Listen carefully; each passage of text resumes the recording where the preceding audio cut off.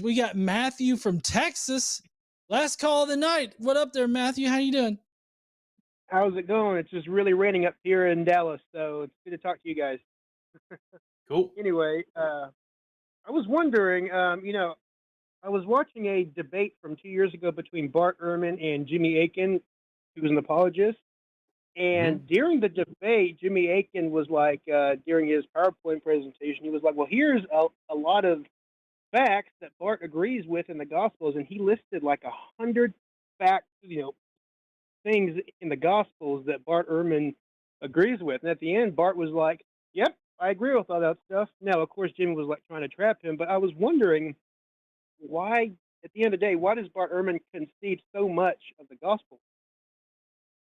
Why do you think that is in today's age?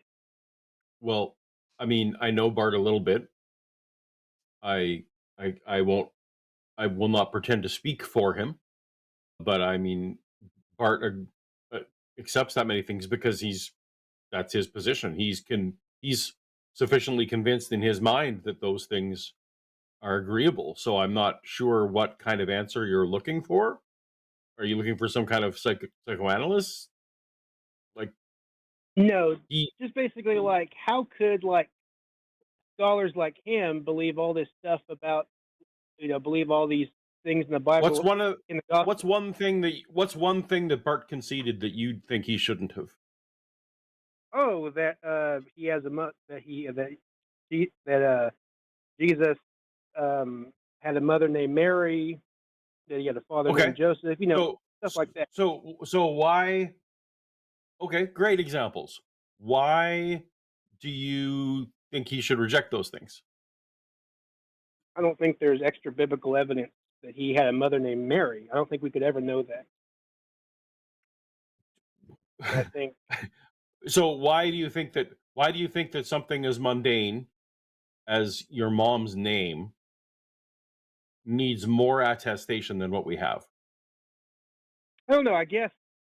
Well, I know that Godless engineer John here thinks that it's all fiction, and I do think that all that the Gospels are fiction or mythology.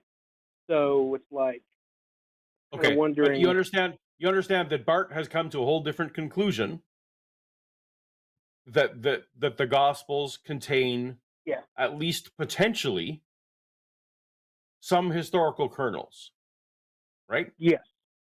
Yes. Okay. And that's his view as a historian, and that he, when he would treat any source this way, doesn't matter if it's the Gospel of Judas, or whatever, that they might potentially, as a historical source, could potentially contain kernels. Yeah. So something as so if that's your position, that at least, I know John's going to disagree, and I'd love to actually get John's take on this, absolutely. Yeah. But and putting myself, I disagree with Bart on lots of stuff about this. Yeah. I think he concedes more than I do as well. But he's going to take that book and say there's potentially kernels of historicity. The average person, so there's like Honi the Circle Drawer, or the Egyptian, or there's lots of people in Josephus, like the other messianic figures of the day. We don't know what any of their moms' names were. Not a single one. No one wrote down what any of their moms' names were. But they all had moms. And Yeah. so if something is so it's very rare that anything is preserved. The Egyptian actually is said to have had 30,000 followers, which is way more than Jesus had, if you take those numbers at its, on face value. We don't even know his name. We just know where he's from. We just all have his country. That's all we got, right? So it's very rare that anyone in antiquity, had preserved records. So when there's preserved records, that we would both agree that Jesus, if he existed, had a mom and dad. And so if there seems to be some, if indeed he was a historical figure and his parents' names weren't Mary and Joseph, okay, I guess. But that's the best historical evidence we have. So like I don't get why that's a problem to concede.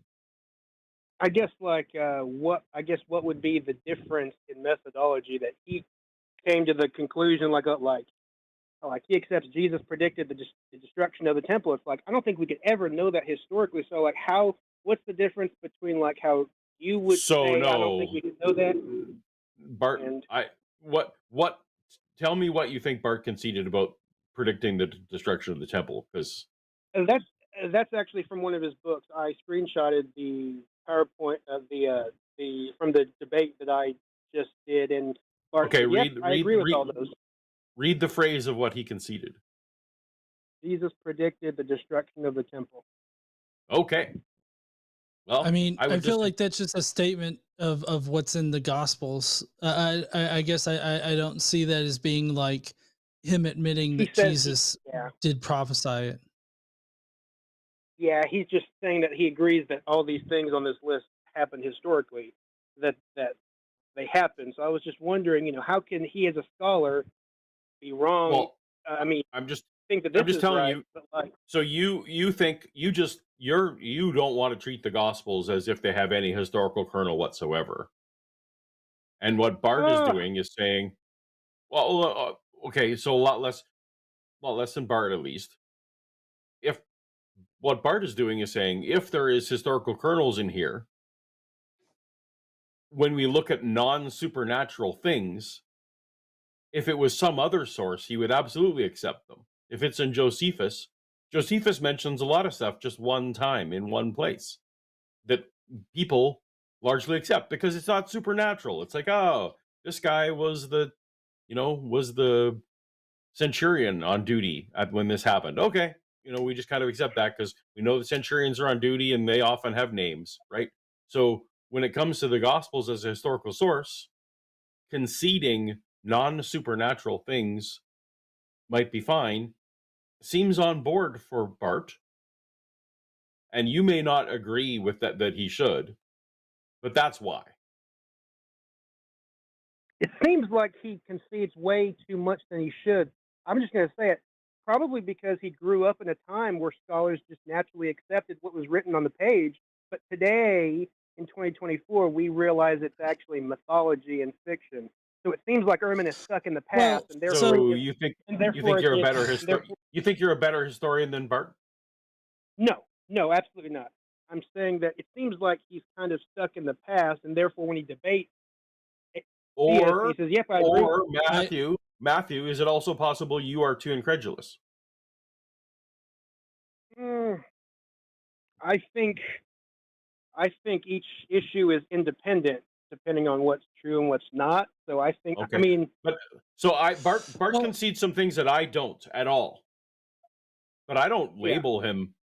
I that's there are his history is about disagreement. History is slushy. There's that's no thing about history that you can find that 100% of people agree with. So it that's a feels good point. weird to me that you are labeling someone as too credulous across the board when this is just the nature of history, is that we don't have enough information and everything is underdetermined. I think everything falls so on their own merit. I mean, he says that he says that he concedes that Judas's death was connected to a field in Jerusalem. How can we know that's historical? He's saying that's historical. How can we know You're that? you're I'm so using a if I could, weird John, go ahead. John, go ahead. yeah. Okay, so I like Paul said, I do have a bit of a complex, I guess, issue or a position on this because I mean I disagree a lot more with Bart on a number of these issues than like Paul does, but I'm looking at I watched the debate that you were talking about a couple of times, and I just went back to make sure and refresh my memory on what it was about. The debate was about, are the Gospels reliable? And so, like, if I was going into a debate, Bart Ehrman going into debate, I would definitely concede a number of like things about the Bible in order to argue whether or not the Gospels are reliable in a sense. And so, like, the things that are mentioned that that Bart concedes on, I don't see a problem with him conceding those things because normally when I go into a debate or a discussion where we're talking about like whether or not the gospels are reliable for one, but also like resurrection stuff and whatnot. I typically will concede a lot of points in order to get past a lot of issues in order to argue the real topic. And so like Yeah. that's what I see Bart doing, and that's what I saw Bart doing in the debate. Now, where I differ with Bart is that Bart puts a pretty big emphasis on a number of sources that we don't have access to, namely Yeah. Q, M, and L. And so Bart normally argues that those are independent sources behind the Gospels, and that those independent sources corroborate a number of things in the Gospels.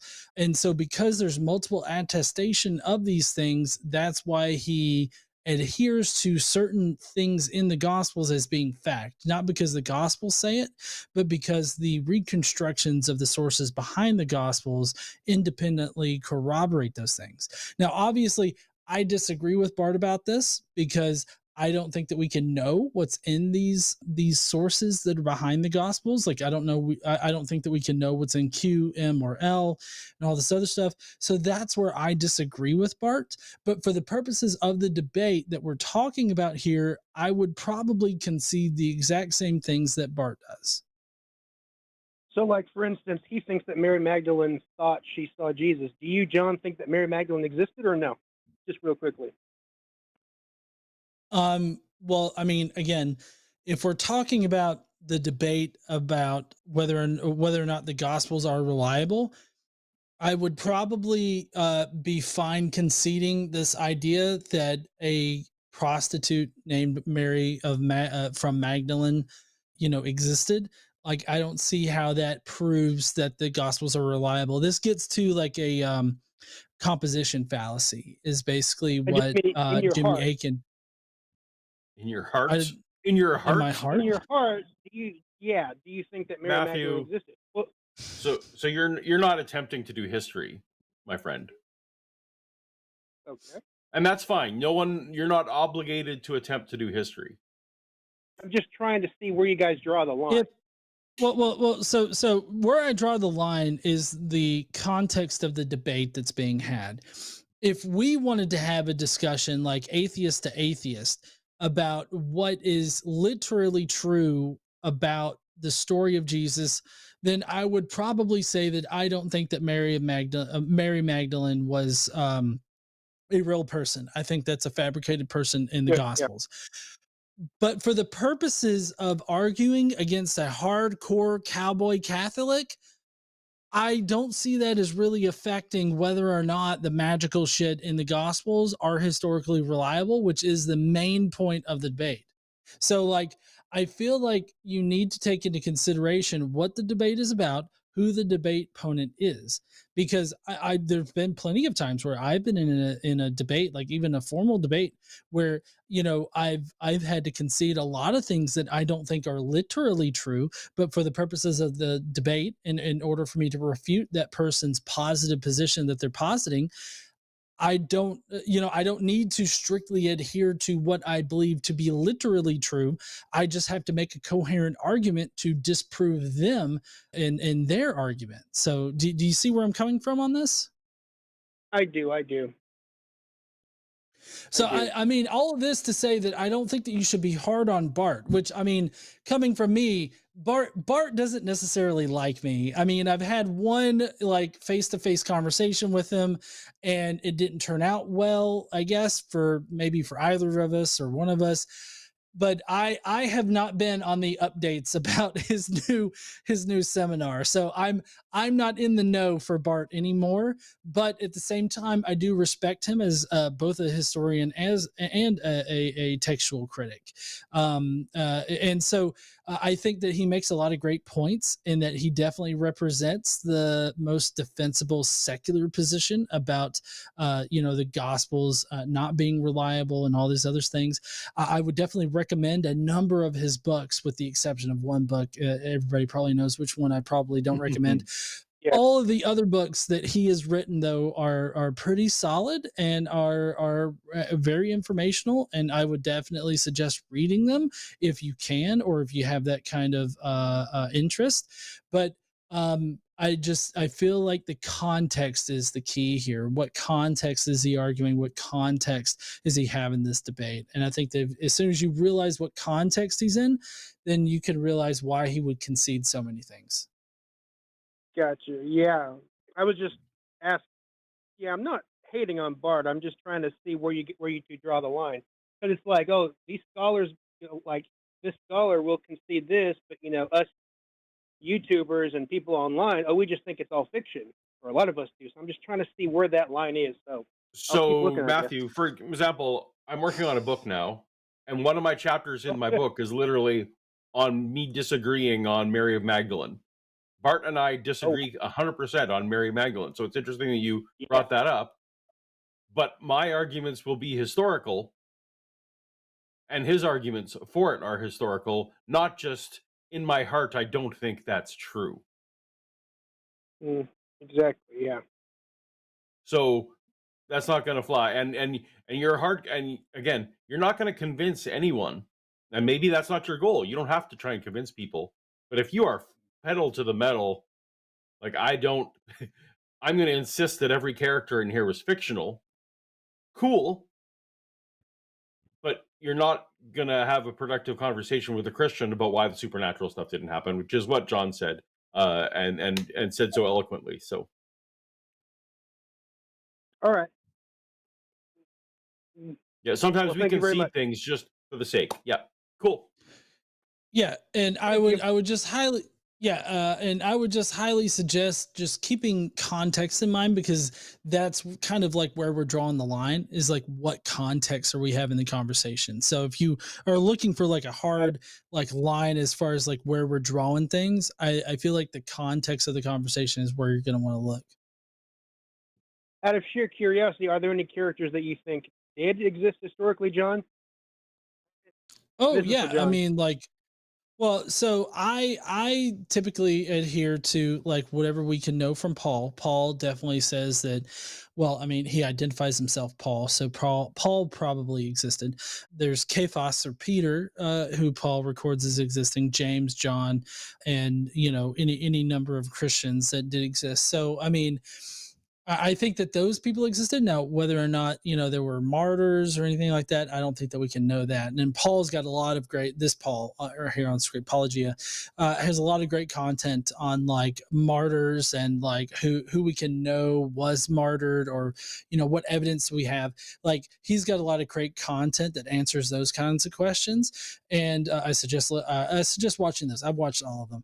And but I definitely think that there were historical people, but it's just a lot. It's very much more pared down than like Bart Ehrman would agree to. All right. And obviously, like Pilate and King Well, thank you. Herod, there's people anyway. Oh, Oh yeah. oh yeah. So I'm so sorry. Yeah, definitely those people too. I was just thinking about people that are specific to the Christian narrative. Yeah. So I was just too And focused on Josephus that. But mentions John the Baptist. Yes, yeah, absolutely. he And I does. think. Yep. All right. But, Yeah, I just wanted to but see where that go line was ahead. drawn because. So I just wanted to investigate that No, definitely. Oh, all right, Matthew. because. We got to get to super chats, but it was great talking to you. Hey, thank you very much. And I wasn't trying to hate on Bart. I was just trying to see where that line No, was. So it's a fair question. It's a what it's fair worth. question. Yeah. Oh yeah, All right. definitely. I didn't think that you were trying to hate on Bart or anything like that. Nope. Well, I know Paulogia knows him, and he seemed a little defensive. So I just wanted to say, hey, I'm not trying to hate on your No, no, friend. no. So. I disagree with Bart plenty, so we're all good. Oh, and I All mean, right. I You know have a him good night. too. Like I've shook his hand and everything like that. Like I know Bart. He just doesn't currently like me too much. Return your calls, maybe. Yeah, all right. Yeah. All right. Thank Yeah, you. thanks. I didn't want to do it on the call, but I mean, then I would, if we wanted to extend this longer, why No, would no, does no. Wait. Oh, go ahead. why does John the Baptist being in Josephus, by his standards, John the Baptist being in Josephus, I should equally just throw up my hands in the air. Josephus has supernatural stuff in his book, so I should just throw my hands up in the air and say none of that matters either. So a little inconsistent. Well, yeah, and I mean, like, I feel like I was trying to say, like, this plays into like a kind of a composition fallacy. Like, apparently Bart agrees that all these things are legitimate or Oh historical. yeah, Therefore, great example. what? Yeah, Yeah. Why don't you right, right, consider the right, entire thing? Yeah. right, right, right. Yeah, And uh, we agree that bricks exist, therefore we agree that your house exists. Isn't the same? Yeah, isn't the same thing. yeah, exactly. Although my house does exist, that's fantastic. Mm. All right, Anyways, super chat.